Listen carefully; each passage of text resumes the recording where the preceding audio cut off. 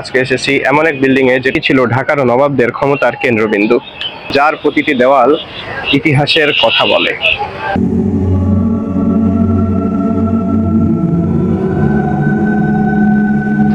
আসসালামু আলাইকুম, আমি তারেক আজাদ। আজকে এসেছি আহসান মঞ্জিলে। ঢাকার বুকে ১৫০ বছর ধরে এই ভবনটি দাঁড়িয়ে আছে। আজও এই ভবনের ইতিহাস, ঐতিহ্য প্রতিটি দেওয়ালে লেখা আছে। প্রতিটি দেওয়ালই তার ইতিহাসকে তুলে ধরছে।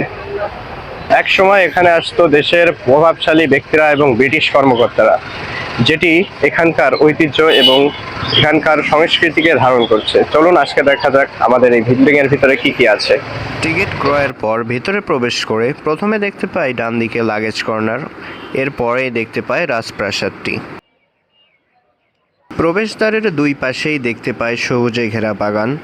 সবুজে ঘেরা বাগান পেরিয়ে আমাদের যেতে হবে ভবনের পিছনের দিকে। ভবনের পিছনের দিকেই মূলত প্রদর্শনী গ্যালারির শুরু। প্রাসাদের ভিতরে প্রবেশ করেই প্রথমে দেখতে পাই একটি ধাতুর বর্ম আমাদের জন্য অপেক্ষা করছে। ধাতুর বর্ম অতিক্রম করে দেখতে পাই একটি খোলা বারান্দা, যেটি পেরিয়েই মূলত প্রদর্শনী গ্যালারির শুরু। গ্যালারিতে প্রবেশ করেই দেখতে পাই আহসান মঞ্জিলের বিভিন্ন সময়ের ছবি এবং সাথে নবাবদের ছবি। দ্বিতীয় কক্ষে প্রবেশের প্রথমেই দেখতে পাই বাম দিকে কবি কাজী নজরুল ইসলামের ছবি এবং ডান দিকে আছে রবীন্দ্রনাথ ঠাকুরের ছবি। কক্ষের অপর পাশে আছে বিভিন্ন সময়ের ব্যবহৃত তৈজসপত্রসমূহ এবং বিশাল কোরআনের রেহেল। এরপর আমরা আরও একটি বর্ম দেখতে পেলাম, যেটি পেরিয়ে আমরা পরবর্তী ঘরে প্রবেশ করলাম। পরবর্তী ঘরেও আমরা পূর্বের ন্যায় তৈজসপত্র দেখতে পেলাম। সাথেই দেখতে পেলাম আহসান মঞ্জিলের বিশাল ছবি এবং কাঠের 3D নকশা। এটি হচ্ছে নবাবের রাজকীয় ডাইনিং হল। এখন থেকে ১৫০ বছর আগেও এখানে রাজকীয় ভোজের আয়োজন করা হতো। পরবর্তী গ্যালারিতে আমরা দেখতে পাই হাতির মাথার খুলি, বর্ম এবং কাঠের কারুকার্য। এ পর্যায়ে আমরা প্রবেশ করি মুসলিম লীগ কক্ষে। সেখানে আছে নবাব সলিমুল্লাহ, লর্ড মিও, লর্ড কার্জন এবং আগা খানের তৈলচিত্র। পাশের কক্ষটি ছিল মূলত পুল বল খেলার ঘর। এখানেই নবাব তার অবসর সময় পার করতেন। এরপর আমরা প্রবেশ করি সিন্দুক কক্ষে। সেখানে তৎকালীন সময়ের ব্যবহৃত নানা সিন্দুক প্রদর্শন করা হয়েছে। কোনোটা কাঠের, আবার কোনোটা ধাতুর। এছাড়াও সেখানে একটি লোহার দরজা দেখতে পাই। এখন আমরা এসেছি এমন একটি কক্ষে যেখানে সংরক্ষিত আছে ঢাকার নবাব পরিবারের বংশ পরিচয় ও ইতিহাস।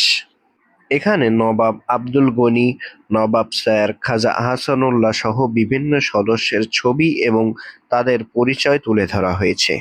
নিচতলার গল্প এখানেই শেষ নয়, বরং ইতিহাসের আরও একটি অধ্যায় আমাদের জন্য অপেক্ষা করছে উপরে। দ্বিতীয় তলার প্রথম কক্ষে প্রবেশ করে আমরা দেখতে পাই সেই সময়ের গুরুত্বপূর্ণ ব্যক্তিদের তৈলচিত্র। এই ছবিগুলো আমাদের সেই সময়ের ইতিহাস ও সমাজ ব্যবস্থা সম্পর্কে ধারণা দেয়। প্রতিটি ছবির পেছনেই আছে একটি করে ইতিহাস। সাথে দেখতে পাই হাফিজ মঞ্জিলের ছবি, যেটি নারায়ণগঞ্জ। এছাড়াও নবাবদের ব্যবহৃত নানা তরবারি এবং অস্ত্র দেখতে পাই। এরপর আমরা প্রবেশ করি হিন্দুস্তানি কক্ষ নামক কক্ষে, যেটি পেরিয়ে আমরা দেখতে পাই একটি সিঁড়িঘর, যেটির দুপাশে আছে দুটি পাথরের সিপাহী। উপরের দিকে তাকালে লক্ষ্য করব উপরের ছাদটি মূলত কাঠের তৈরি। সিঁড়িগুলো মূলত জনসাধারণের জন্য উন্মুক্ত না। সিঁড়িঘরের ডানে আছে গ্রন্থাগার, যেখানে আছে টাইপরাইটার, পড়ার জন্য টেবিল, চেয়ার।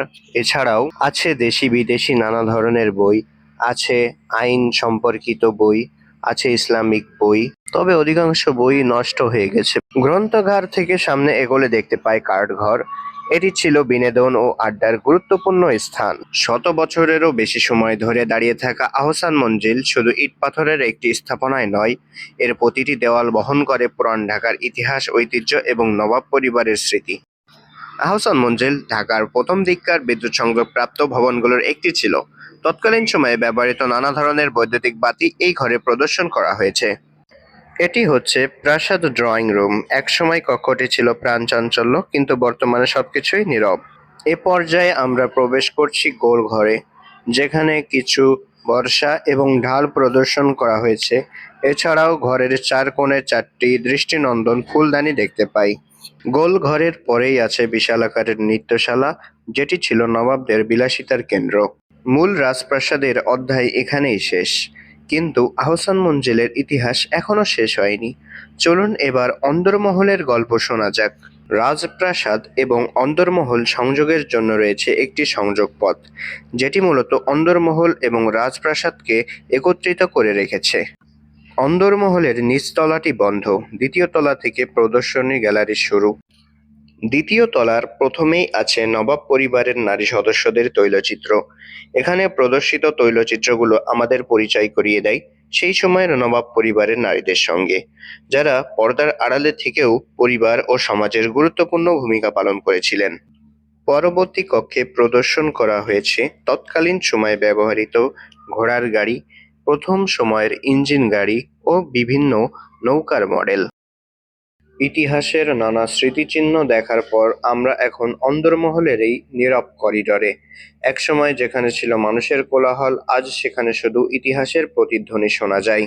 করিডর পেরিয়ে আমরা এখন যে কক্ষে প্রবেশ করছি, সেখানে আছে নবাবের সাথে বিভিন্ন ব্যক্তির ঐতিহাসিক বৈঠক ও আলোচনা সভার স্মৃতি। দারোয়ান থেকে মাহুত, এই মানুষগুলোর অবদান ও আহসান মঞ্জিলের জন্য একটি গুরুত্বপূর্ণ অংশ।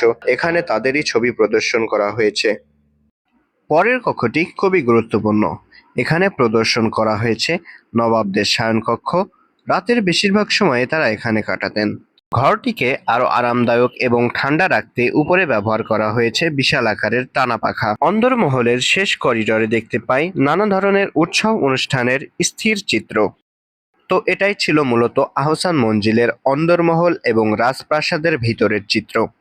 এছাড়াও আহসান মঞ্জিলের প্রতিটি দেওয়ালে আছে নানা কারুকার্য শিল্পকর্ম, যা কারিগরদের নিপুণ দক্ষতাকে প্রমাণ করে।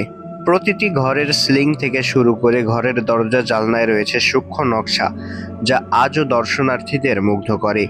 এছাড়াও ইতিহাস প্রেমীদের জন্য এই স্থানটি বিশেষ গুরুত্বপূর্ণ, কেননা আহসান মঞ্জিলের প্রতিটি দেওয়ালে আগেকার দিনের ইতিহাস তুলে ধরা হয়েছে। তো নবাবদের রাজপ্রাসাদ পিঙ্ক প্যালেস থেকে আজকের ভিডিও এই পর্যন্তই। দেখা হবে পরবর্তী কোনো ভিডিওতে। ততদিন ভালো থাকুন, সুস্থ থাকুন। আসসালামু আলাইকুম।